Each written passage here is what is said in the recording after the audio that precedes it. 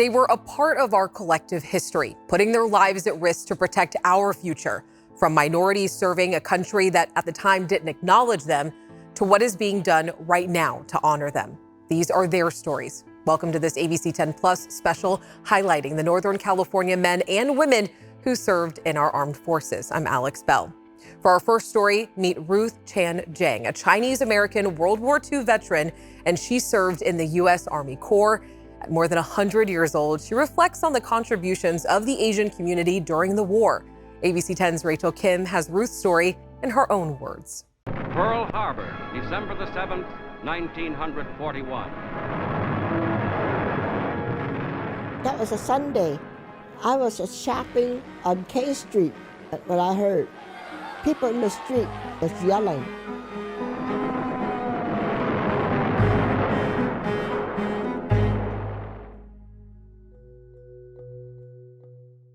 I was born in Walnut Grove, California. Wow, 1922. I'm over 100 years old. Oh, my childhood, when you live in Walnut Grove, you had to go to Oriental school. I couldn't speak English. It was hard for us. Oh, in high school, there's a racial discrimination because you cannot talk to a white person or dance with them. I didn't want to get married because they have matched marriages in those days. I said, no, I'm going to find my own husband. So I decided to leave town and find a job in Sacramento. This girlfriend of mine, I remember her name, Leslie Inks, said, let's go join. I said, okay. That's how I joined the Army, 1943. I was 21. Only women volunteer. The men were mostly drafted. To prepare the women who will serve with our regular Army, the Women's Army Corps recently opened a multi-million-dollar training center. During World War II, many women participated in supporting the war effort. Nearly 6 million women took on factory jobs using drills and hammers and really trying to help build wartime industry. When the Women's Army Corps was formed, nearly 200,000 women joined the Women's Army Corps. In addition to the Army, all the other branches of the U.S. military also had a version of a women's unit. One of their mottos was, to free a man to fight. They relieve men for combat duty.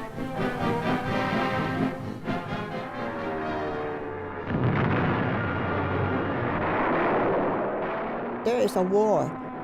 You just go. My neighbors, my cousins, they were all, in the service.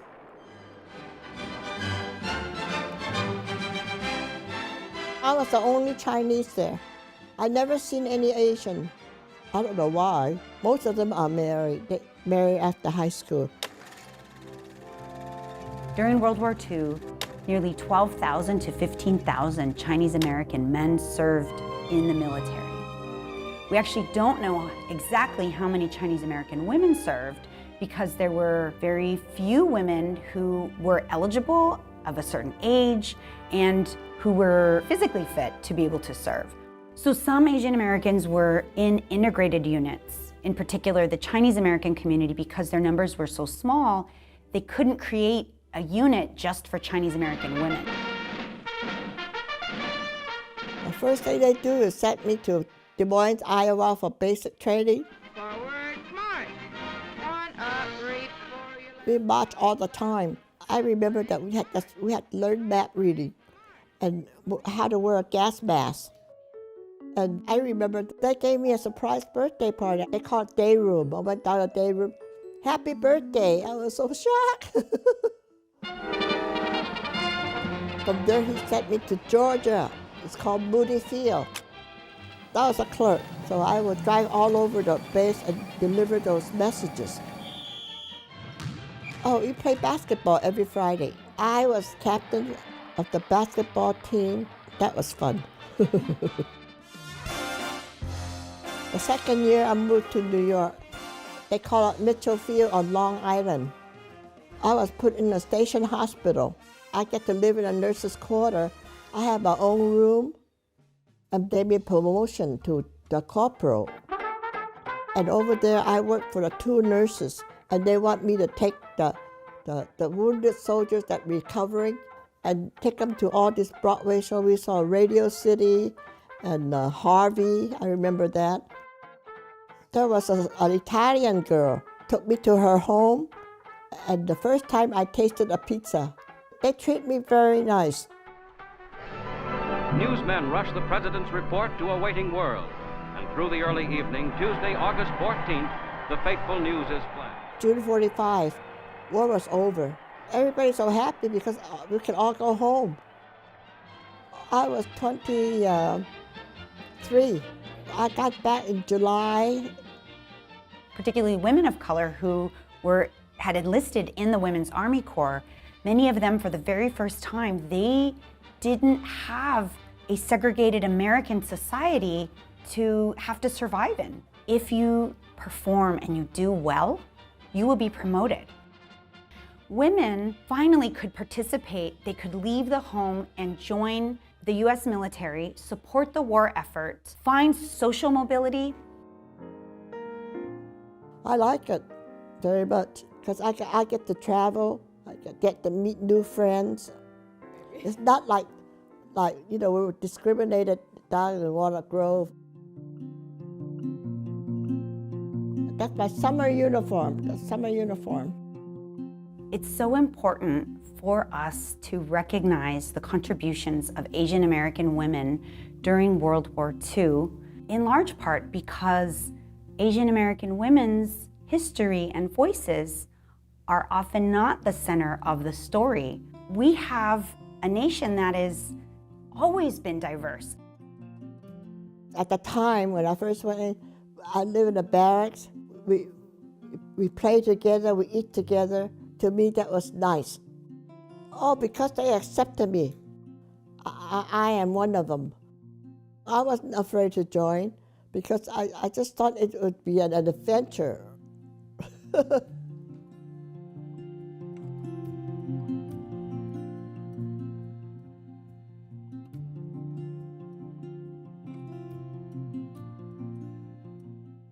Outside the state capitol, there's a little-known monument honoring Latinos who died protecting the United States in battle. It is the only Latino military monument on California state property.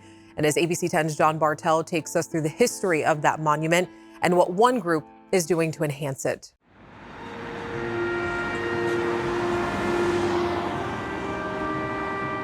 Shaded by trees and often blocked by parked cars, a lone soldier stands at attention towards the American flag that flies over the California state capitol.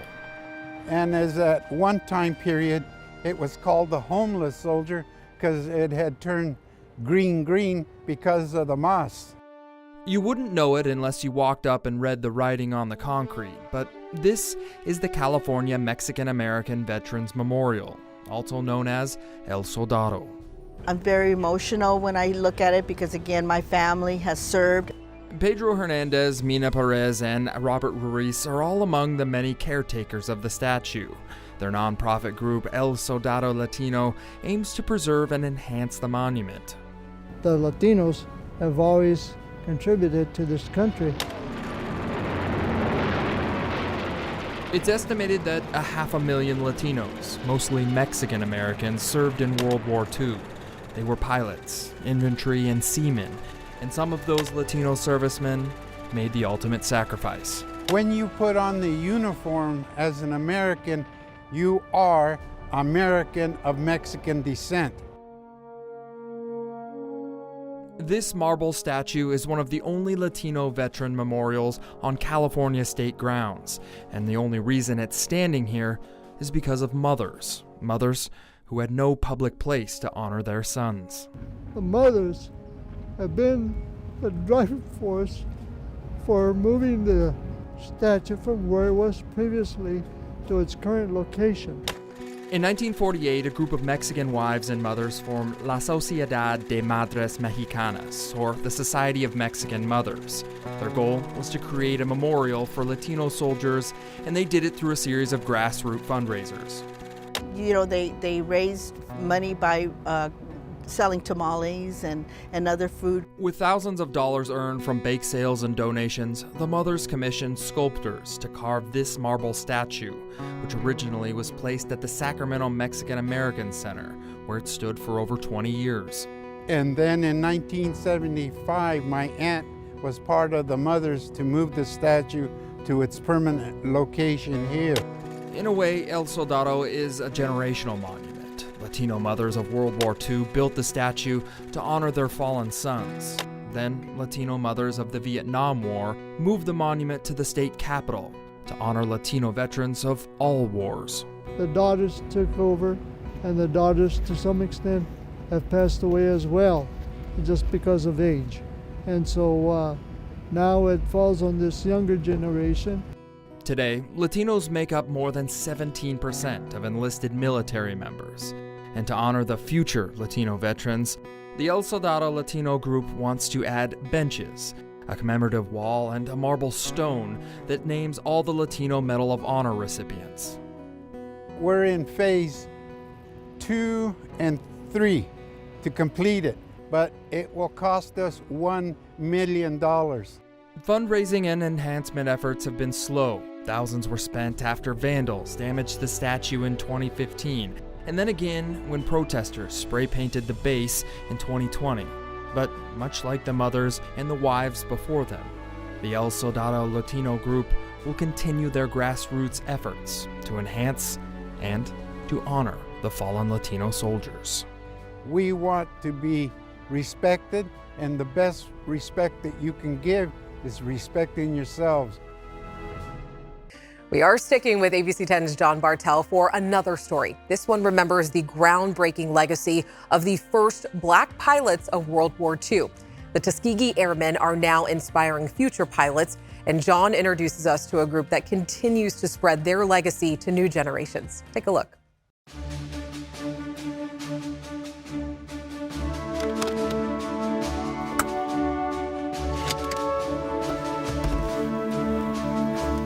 Historically, people who look like Air Force veteran Major Chris Duckett don't sit in the cockpit, or for that matter, own a plane like he does. I think I was about 22 when I soloed. Historically, people who look like Chris don't pilot military planes or fly commercial passenger jets like he has. Because the opportunities, just the opportunities, I didn't know were there.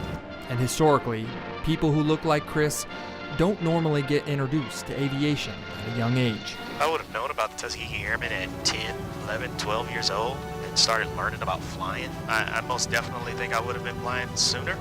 Air Force veteran Major Chris Duckett is a member of the California Red Tails, a chapter of the Black Pilots of America, which is a group trying to change historic norms by telling the story of America's first African-American military pilots, the Tuskegee Airmen. Squadron after squadron out of Tuskegee, flying P-40s first. Tough little planes. During the height of World War II, a lack of manpower became a serious concern on the American war front, and that's when Congress approved an experiment. They took a train into the future. Many hoped they'd get the chance to fly and fight in the air. There were a lot of studies done, and this was an actual experiment to see if Black Americans were capable of operating complicated machinery, operating complicated warplanes and war machines. During a time of deep racism and segregation, the military built an airfield near Alabama's Tuskegee Institute, a historically all-black school of higher education founded by Booker T. Washington. It was here that the first class of African-American airmen would be trained in all realms of aviation. You couldn't be a B student. You had to be an A+ student. You had to, or else you didn't make it because you were looked at that much more harshly. In the morning, he may be flying a prescribed course over a sheet of paper. In the afternoon, he may fly the same course above the clouds. The Tuskegee Airmen would eventually call themselves the Red Tails, and by the end of the experiment, hundreds of them would prove that not only could they fly, but they could fly well. That, however, didn't change the minds of the Army or Congress. The Red Tails remained grounded until a powerful woman stepped in. President Roosevelt's wife, Eleanor Roosevelt, went down to Tuskegee and flies with a guy named Chief Anderson. Once a picture of the First Lady and a black airman started circulating, the Army Air Corps had no choice but to put the men in action. Those combat missions, not necessarily dogfighting. Doubt and discrimination followed the Red Tails for many months. In the beginning, black pilots were integrated at white air bases. They were sent on menial missions in inferior planes. And respect for the Red Tails didn't come until they were given the opportunity to protect bomber planes. There are lots of stories and lots of successes of what they did. Those successes led the military to give the Red Tails their own unit. One fighter group, and you were all black. Here's the answer to the propaganda wings for this man. Unfortunately, the Tuskegee Airmen program didn't last long. Following the end of World War II, the Red Tails were reintegrated into the newly formed Air Force, and black pilots who left the military had a difficult time getting civilian jobs in aviation. There are so many kids that don't know that aviation is an option. The Tuskegee Airmen experiment was a success, but Chris says their story was rarely taught in schools. That's why the Black Pilots of America tour the nation to teach students about the legacy of the Red Tails. But with a group like ours, a lot of members, it's like, hey, come on, hop in, I got a seat. You just want to go up and fly. We're more than willing. Telling the historic story of the Tuskegee Airmen, I'm John Bartel. I wanted to take a pause right here to say thank you to everyone watching, especially the men and women who have served in our armed forces and their families. So lastly, we are sharing a story of a group that is often forgotten, known as the Harlem Hellfighters. They were a black infantry unit that fought during World War I and spent more time in combat than any other American unit. And despite their courage, sacrifice, and dedication to their country, they returned to the U.S. to face racism and segregation from their fellow countrymen. Now an Elk Grove resident and granddaughter of one of those soldiers is keeping their story alive. Here's ABC 10's Tyler Horse that has our final story. This is our history. This needs to be known. A few years ago, Gina McVeigh of Elk Grove discovered a piece of world history in her family's past. She says it started with a chance encounter at a car dealership. There was a gentleman in military uniform. So as we're sitting there, I told him, "Thank you for your service." And I said, "My grandfather fought in World War I. He goes, "He did?" I said, "Yeah, he won a medal." And he goes, "What kind of medal?" I said, "A French medal?" He said, "The Croix de Guerre?" I said, "Yeah, I think that's it." He goes, "Do you know what you have?" I'm like, "A medal?" He goes, "No, you have history." The Croix de Guerre, a medal recognizing exceptional bravery, pinned on her grandfather Lawrence Leslie McVeigh by France. He was drafted, so he was out of Harlem, New York, and that happened to be the regiment that he was in. At the time of the First World War, black men were allowed to serve in the United States Army, but only in segregated units. Lawrence McVeigh joined Harlem's 369th Infantry, a regiment that would come to be known by many names. They called themselves the Black Rattlers. The French called them the Men of Bronze. But there was one that stuck. The Germans were the ones who called them the Harlem Hellfighters because they were scared of them. So why were these Harlem Hellfighters serving under the French military? France had been in World War I for a while before the United States. The United States joined the war in 1917. By that point, France was devastated, and they asked U.S. General John Pershing for help. Pershing said, "Yeah, you know what, I'll send you the colored soldiers." In a memo titled Secret Information Concerning Black American Troops, signed by a U.S. colonel serving under Pershing, instructions were given to the French military on how black soldiers were expected to be treated. It called black soldiers inferior to whites and said they lacked civil and professional conscience. Don't, acknowledge them or, pat them on the back. Don't eat with them and, mingle with them. The French military was not segregated like the U.S.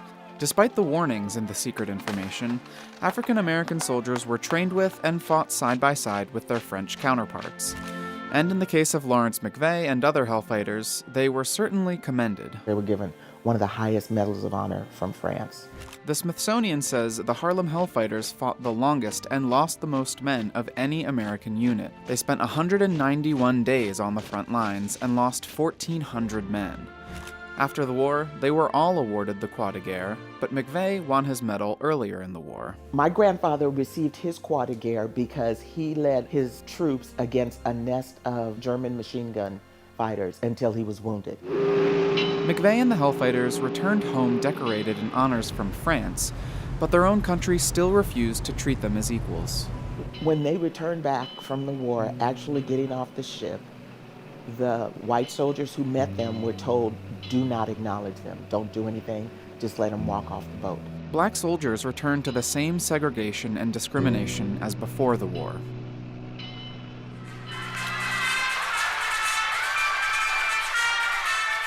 But for the Harlem Hellfighters, a ray of light. A victory parade in their hometown of New York City. And you just see people dressed to the nines celebrating them. And that was the only celebration that they received. Somewhere in this massive crowd was Lawrence McVeigh, who would hold on to his croix de guerre for years, eventually passing it down to his family along with other memorabilia. So this is a picture of my grandfather that my grandmother had written hero on. And this was actually a postcard that he had sent to his sister, and they kept. When Gina realized the importance of what her grandfather left behind, she contacted the 369th Armory in Harlem, but they didn't have the capacity to take everything that the McVeighs had saved. So then I said, Smithsonian. I'm going to send it to Smithsonian. At the time, the Smithsonian was readying their National Museum of African American History and Culture. Gina happily gave them everything she had: her grandfather's pictures, uniform, rifle, and the croix de guerre. They're all displayed there today, a monument to his life. What does it mean for you to see him honored in that way? I think because he received no honor or acknowledgement while he lived, this is emotional for me, this part. It's just to let everyone know, especially in the environment we're in now, that we are important. We have fought for a country that didn't fight for us. We believed in you when you didn't believe for us. So to me, it's my way of saying thank you.